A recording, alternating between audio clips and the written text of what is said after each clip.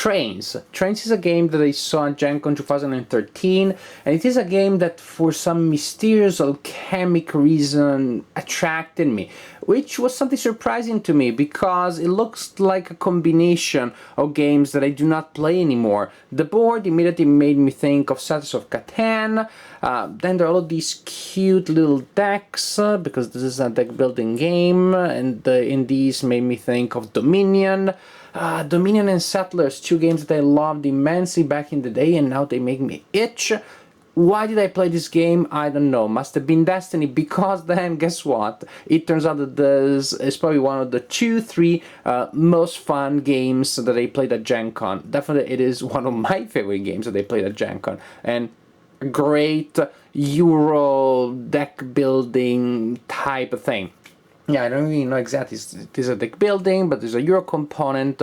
The theme, you don't even get to slaughter anything. You just build trains and lay rails and make money. I don't know what is it, but I'm telling you, this is a fun game. Let me show you how the game works, though, so maybe you'll get more of a sense. But still, even I can't really explain the mystery. Why do I like it so much? It's so different from many or most of the games that I like usually, but I like it. All right. Trains. There's a deck building game. You start with a deck of 10 cards, and those cards include a station expansion, 2 lay rails cards, and 8 normal train cards. You shuffle your deck and you deal yourself a hand of 5 cards. Each player will be represented by a color, and each player will have a cube on the victory point track. That's pretty simple. Also, each player starts with a cube on the board in a location chosen by the player. These cubes during the game will represent rails that the players will lay and will simply build and will use to develop their net and to make more money and stuff like that. Now, during your turn, you will have a hand of 5 cards, which you can play, well, for their effects, of course. Cards may have a money value printed on top of the card, and if a card does that, then you can use that amount of money to purchase other cards. There will be several stacks pulled out from this resource pool here that will be available for players to purchase from game to game. A good thing about deck building games is that from game to game you will have different combinations of available stacks of cards for purchase. So different games will be different because different resources will be available, and in other games there will be different combinations of resources. So you can use your money to purchase those cards, and there is a large variety of cards and effects. Cards that will represent actions, cards that represent, wait a second, here it is the best way, here we go, yeah. Cards can be in the lay rails category, and they will allow you to build rails. So when you do that, you simply place a rail cube adjacent to one that you already have on the board. However, depending on where you build your rail, you may also have to pay additional cost.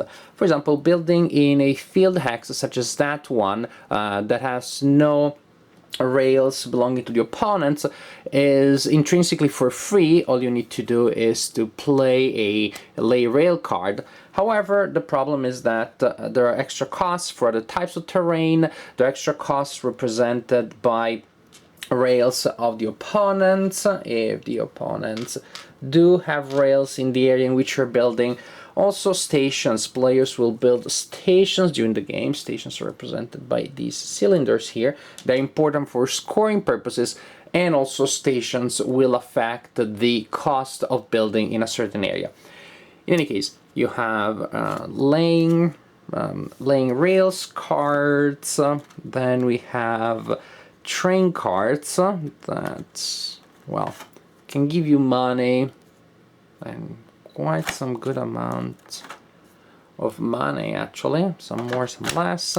Some also may have additional effects, and then the majority of the cards is actually actions, things that you do when you use that card. A lot of possible effects are generated by that. I don't think we need to go through all of them. Interesting thing, when you build stuff, generally you have a side effect. You lay rails, so that's great. The effect is that you put down a rail cube on the board, but then you also have to get a waste card that goes in your discard pile that becomes part of your deck.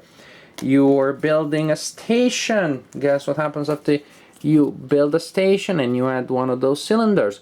You get waste. A lot of stuff that you do will generate waste, and waste is completely useless. It has no effect. You cannot buy it. I don't see many cases in which you want to buy it anyways, but simply does nothing. Oh, and luckily enough, though, there are ways for you to get rid of your waste. There are cards that will allow you to remove waste from your hand. There are even cards that allow you to convert waste into money. Now that is maybe one case in which having waste is not too bad. Also, you can choose to simply skip your turn. You do not do anything. You do not perform actions. You do not purchase new cards. And instead of doing anything else, you simply remove all of the waste cards that you have in your hand and you put them back in the waste pile. So during your turn, you have quite some freedom because you can use your cards to purchase other cards, and the cost of the cards is printed in the top right corner. The money they generate is the top left. You can buy multiple cards. You can buy multiple copies of the same card if you so wish. And of course, you can also choose to play cards for their effect. In that case, you simply implement the effect, which will be to build something new or simply to perform the effect described on the card itself. And that applies mainly to action cards. That's the main idea. The turn is very, as I said, free. You just use your cards as best as you can. And then, well, the next player does the same. The game is over when one of the players has used all of their rail tokens, or when all of the station tokens from the game supply have been placed on the board, or when 4 stacks of available cards have been exhausted. At that point, players count victory points. You gain victory points for having rail tokens in remote locations, represented by these brown symbols here, and you simply get the corresponding amount of victory points printed on the X itself. You get victory points for rail tokens in cities that have stations, and the number of stations in there affects the number of victory points that you get for, well, being connected to that city. And each city can have a number of stations up to the number of buildings represented in the hex. So certain cities can become pretty profitable because the more stations there are there, the more victory points you get by having a connection with that city, by having rails there. Also, there simply are cards that will give you victory points for the sake of it. Well, for the sake of it, you need to have them in your deck, in your hand, in your discard pile. And the card, as you can see, is pretty much useless. It gives you waste, it doesn't give you money, it doesn't give you any action, but it is worth victory points at the end of the game, like in similar games such as Dominion, in which you buy cards that give you victory points. You need to find the balance because these cards look very good, but they're pretty much useless when they're in your hand. Of course, that means that if you start buying them thoroughly, that can be a problem too. Yeah, having a skyscraper is not easy because these guys ain't cheap, but it's pretty sweet. After the final score has been tallied, the player with the highest score is the winner. Maybe unsurprisingly, but that's the way the game works. So, trains, what is it so good about this game? I don't know, I wish I could tell you more. I just know that I had a blast as I was playing it, despite my darkest biases and preconceptions. The game is simple, is elegant, can be taught in 5 minutes, maybe a little more, maybe even less, with players that are familiar with the main concepts of deck building games. I like deck building engines. I am always admired when I see a good balance between a deck building engine and a spatial system represented on a board. That is not something that happens very often, and I think here the balance between the two elements is just miraculous. They go so well together, and you have these two things that you need to worry about constantly. Your deck needs to be healthy with a good balance between actions and trains, not too much waste, enough victory point cards but not too many. So you have to worry about all of those things at the same time. There are people that are trying to, quote unquote, cut your throat, get in the way, make access more expensive. Cutting throat, actually, that's wrong. That's the wrong image. It's a little too strong. There's interaction. You have ways of getting literally in the way of what the players are trying to do, and that, of course, makes them spend more money, and that is an obstacle that they have to overcome, but not to the point that it becomes super confrontational, that hard feelings come out of this. I don't know, I guess it depends also on the type of player that you play with. But usually it's just cute cubes. I need to spend an extra gold, dollar, yen, whatever it is that the currency in the game is. I have to spend an extra one. It's not too bad. So you have interaction, you have ways in which players can deplete resources as players want, but it didn't feel confrontational at all, which is a good, strikes a good balance there. So you do have the sense that players are not just playing each a solitaire game, let's see who gets to the victory conditions first. Now players are playing the same game, they are interacting, but the game remains quite polite and friendly nevertheless.